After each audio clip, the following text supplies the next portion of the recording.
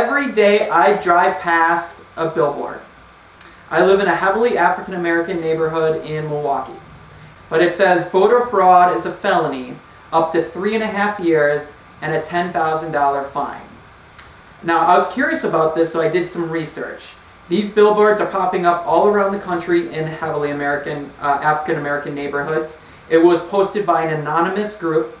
Clear Channel, for a long time, refused to bring it down, and now, with a lot of pressure, they are. So, Stacy, where does the ACLU stand on this, and do you consider this specifically voter suppression? Well, the ACLU of Wisconsin has been working to protect voting rights for many, many years. We think that the right of eligible citizens to cast a ballot is one of the most fundamental rights in our democracy. And we also know that there have been a lot of changes to our law, both in the most recent years, after we had some changes in the midterm 2010 elections. There was a across-the-board Republican takeover of our legislative bodies in Wisconsin. A lot of changes were made to our voting laws there. But also an older law in the books bars people with felony convictions from voting, even if they are out of prison and they're out and living and working in our communities. So we know that restrictions have recently been put in place. And the thing about the billboards that's really a concern is that we've heard of improper or problem votes that have been passed, or that have people who have voted incorrectly, whether they were voting twice. There was one instance that they found where someone had voted in their Wisconsin residence, but also in their summer home. I think maybe they thought that if they paid property taxes in two places, they should have been able to decide on both local legislators. I don't know what their thought was. But the myth of voter fraud, I think, often comes up when people are pointing to illegal votes cast by people who are out in our community, who have felony convictions, and who are just excited, went to the polls, cast their ballot, and then got busted. It doesn't happen very often. This is a very rare occurrence, but we could really change our state law to allow those folks to vote. And I think that the reason why the billboards are a problem is because people are confused about the law. They don't want to make that mistake, and they don't want to get caught doing something that they didn't know was illegal, but still that they can be held accountable for. So when you have that confusion, but also when you have these billboards that are placed in neighborhoods that are composed of people who, in just a generation or two ago, fought, died, marched, and were in prison to try to obtain an equal right to vote, to fight against poll taxes, to fight against voter suppression that happened in the 60s. That's something that really resonates. It's definitely intimidating. And so that's why we're really glad that Clear Channel made the choice to take those billboards down. Now, Dusty you have something to say about this, right? Oh, I most certainly do. It's, this is an issue that's very near and dear to my heart. Okay. Especially as a former Clear Channel employee, but I will get to that in a moment. We heard at City Hall in Milwaukee earlier this week a press conference from a group of people that came out in support of these billboards that have now been taken down in the city of Milwaukee. And these people got up in front of a couple of television cameras at City Hall in Milwaukee. They were part of various right-wing groups in the state of Wisconsin and called it a free speech issue. They said that the public pressure had intimidated Clear Channel and had been designed to intimidate these anonymous donors that funded these billboards away from their free speech. They said that it was Clear Channel and these anonymous donors who were being intimidated. I think that if you surveyed 10 people, 9 of them would look up at this billboard and say, this is designed to scare the bejesus out of people. It's got a set of handcuffs and says voter fraud is a felony and a gavel. You're going to go to jail if you think about going to vote and you accidentally do it wrong, is what that's saying. Whereas if you wanted to help solve quote-unquote voter fraud, all you'd have to do was put up information telling people how to vote properly. Boom! Problem solved. It's incredibly frustrating, I think, to listen to this be described as a free speech issue when there are so many other fundamental rights at play here. And it was certainly a classy move on Clear Channel's part, although they certainly took their time and dragged their feet in doing it. Clear Channel is not a company that has the greatest reputation out there. Clear Channel, of course, owned and operated by Bain Capital, Mitt Romney's company at times. Clear Channel, which owns fully 1 out of every 3 radio stations in the country. And speaking as a former employee that was there for one of their many bloodlettings over the past few years, not the greatest history with with their employees either. I think Clear Channel made the move because they were put in a politically untenable situation. It was the only move that they had to make.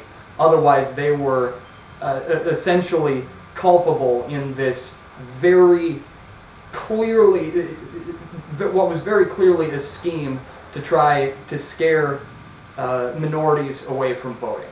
And the city of Milwaukee is now working with Clear Channel to put up what should have been up on these billboards from the very beginning, information to tell people how to vote properly. That's good. What does Michael think about this? Do you know about this billboard? I've seen pictures of the billboard. I haven't seen the billboard personally. I think you have this creation of this, you know, I said I live in northern Wisconsin. More specifically, I live in, if you can imagine, the most Republican area, I'm not even say conservative, right-leaning area in the state. A lot of people up here, if you look at their attitude, they are convinced that if they go in Milwaukee, that the voter fraud that happens, that there are thousands and thousands and thousands of convicted felons that are just mobbing these polling places. And they honestly believe this is what's going on. They've been convinced that this. And so when they hear about the billboard being taken down, they think, oh, it's horrible. It is a free speech to them because in their mind, the elections are being stolen by masses of mythical felons and illegal immigrants that are voting. And I'm not kidding. I hear this kind of stuff. And I find that some of the actions that we've seen in terms of the voter ID in the legislature it's mind-boggling to me that we can actually consider disenfranchising people in this country. It's mind-boggling to me. And then when we see issues like this billboard, I don't know how a sane person could do this, especially as a free speech issue. I really don't have anything constructive to say other than it's nuts. Well, no, that is very constructive to say. But because it's interesting because it's kind of this image that Milwaukee and Madison, has, and BJ, what do you think? Have you seen the billboard? I have seen the billboards. Okay. Yeah, I'm not definitely a fan of the billboards. Yeah. Okay.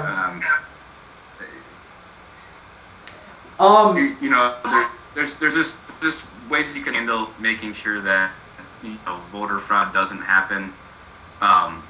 Scare tactics is definitely not one of them. So yeah, I'll leave it at that. This whole notion that somebody wakes up on election day morning and says, "Oh, you know what I'm going to do today? I'm going to go out and I'm going to commit some voter fraud. I'm so stoked about it. I'm going to vote in Dane County, in Greene County, in Rock County, in Iowa County." It's ridiculous. People have better things to do. People value their democracy too much. I'm not saying that there are not people that commit acts that they know that they shouldn't. Certainly, having been a reporter in Miami, Florida, the boleteros, they call them, little old ladies that go around to nursing homes and collect people's absentee ballots illegally, collect dozens and dozens of these and perhaps alter them or perhaps fill them out for people. That is certainly something that happens there, but this is such a small thing, and there are safeguards in place that successfully stop this. They catch these people and prosecute them. It seems we'd want to weigh on the side of citizens being able to vote rather than suppressing them to not vote. It seems like even if there's a question about it, we'd want to weigh on that side. We'd want to make sure that they have that ability to be able to vote, and they, because that like Stacy said, that is a fundamental just right. But besides that, let's talk about really quickly voter ID. Stacy, where does the ACLU stand on that? Well, the ACLU of Wisconsin opposed the voter ID law when it was passed.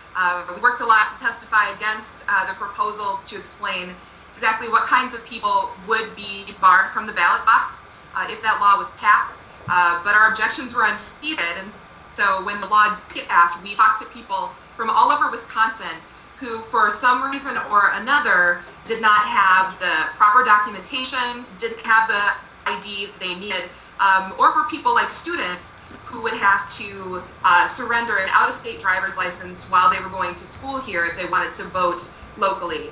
And so we heard all these stories, and we took their stories to court. We did file a lawsuit in federal court, but meanwhile there were also other organizations that were lining up to oppose this and to file their own lawsuits. So fortunately, groups like the League of Women Voters of Wisconsin and the NAACP successfully get the law stopped. There was a permanent injunction based on the Constitution, but our federal lawsuit is still kind of hanging out there. So we know that the law has been stopped for this election, and people don't need to show that photo ID in order to submit their ballot. But we don't know what the appeals process is going to be like. So I think it's going to be something that we're going to continue to fight even after November 6th. Anyone else have any opinions on the voter ID law? I have a question actually for Stacy. During the first round of elections, before any of the state ID laws had been, I believe were even supposed to be in effect, I was actually asked to show my ID at my polling place. At the time, I didn't even think about it. I just pulled up my driver's license and gave it to them.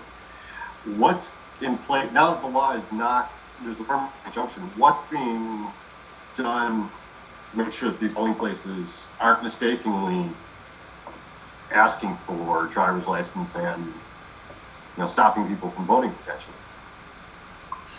Well, I think that the experience that you had, while I think it's unfortunate, there was sort of a soft rollout. They were talking about having a soft rollout of the voter ID law. This was in between when the law was passed and when the law was stopped in court because of how unconstitutional it was. And so I think that your experience was shared by a lot of people around the state.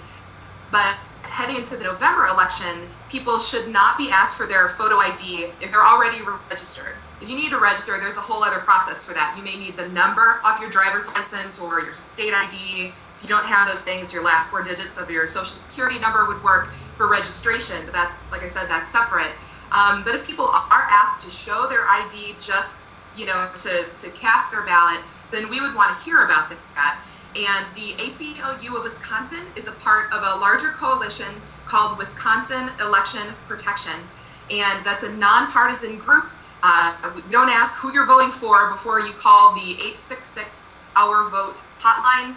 All we do is we have attorneys who take your questions, they take your complaints, and if for any reason you're turned away from the polls, whether it's at your clerk's office if you're voting early or on November 6th, then we want to know what the problem is, and the attorneys can actually try to advocate for fixing those problems.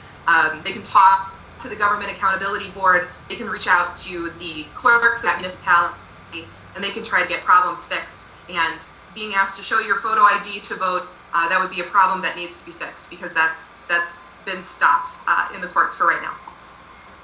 if I may, just a quick personal anecdote, speaking as someone who just moved across the country and became a resident of Wisconsin. Again, I moved from Miami to Milwaukee, lived for a month in temporary housing, and now just moved into my new house on October 1st.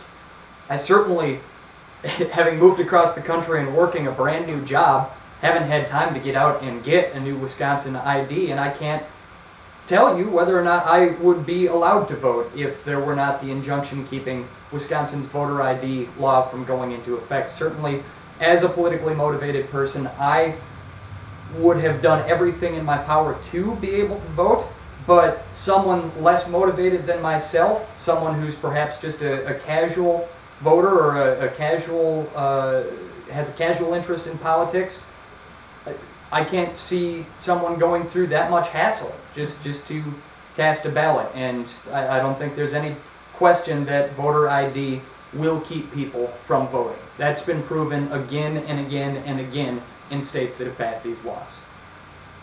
BJ, what do you... I'd like to make a comment on that if I could. I'm sorry, I didn't mean to interrupt, but Go ahead. I think it's really important to know that it's not just people who don't make voting a number one priority in their life. It's not just people who don't live and breathe politics. I mean, we talk to people who simply could not get an ID. They didn't have the paperwork. They had been born, elderly people who had been born at home and who never received a birth certificate.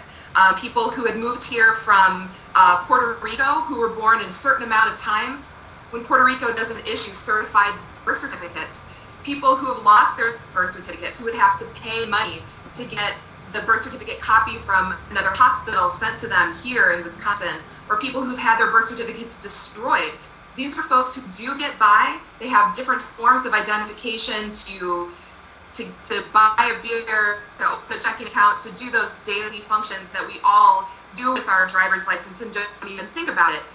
There are people who simply could not comply with this law, often who couldn't comply without paying money. And that money is poll tax, and it's unconstitutional. And it was so important that these groups stop this law. And we really think that this current round of voter suppression laws that we're seeing, that when those things work their way through the courts, we can really demonstrate why the Constitution doesn't allow these kind of laws to go forward. We're really hoping to be able to continue that discussion here in Wisconsin while letting every eligible citizen cast a ballot. They're luckily mostly being stopped, right?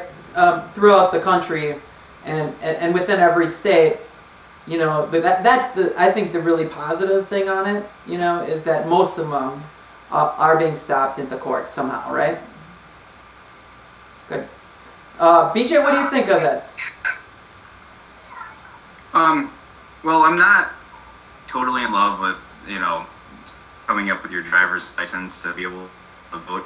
I think we all can appreciate the fact that voter integrity is very important to each and every one of us. I'm not sure what the exact right answer is. I don't think, voter ID is the right answer either.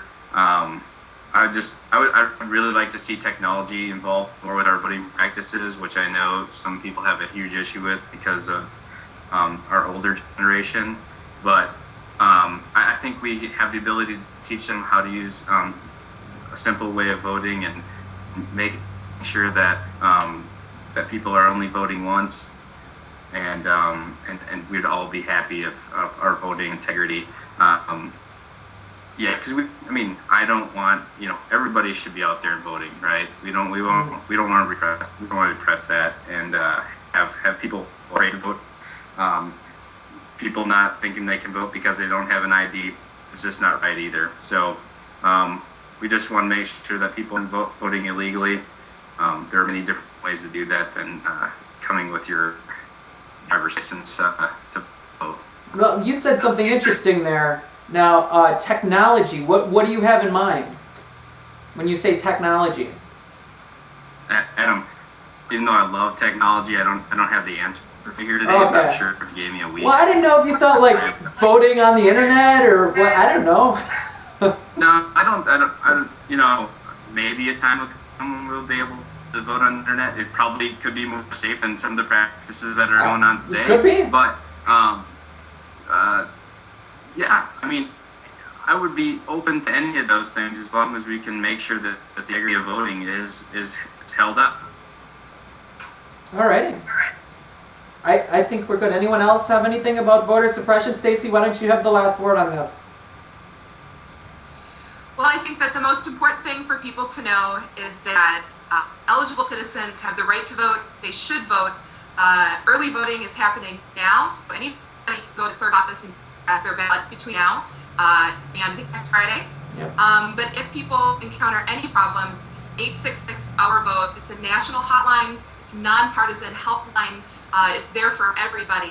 And if anybody incurs problems, or if they see any problems or things that seem wrong, if they see people turned away from the polls, please call.